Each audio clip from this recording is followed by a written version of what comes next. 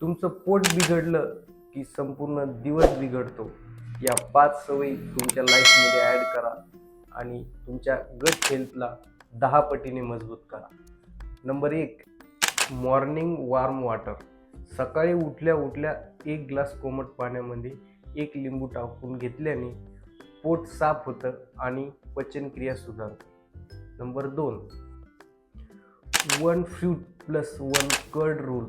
म्हणजे काय तर एक फळ आणि 1 वाटी दही असं दररोज घेतल्याने तुमची डायजेशन हे व्यवस्थितरित्या होतं आणि तुमचा गट हेल्थ सुधारतो. नंबर 3, ईट स्लो.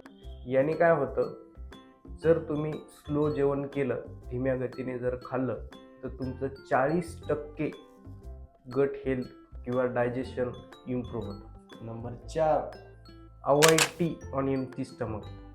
उपाशीपोटी चहा घेतल्याने गॅसेसचं प्रमाण वाढतं आणि डायजेशन प्रॉपर होत नाही किंवा ॲसिडिटीचा त्रास तुम्हाला होऊ शकतो. नंबर 5, रात्री जेवणानंतर 15 ते 20 मिनिट चाला.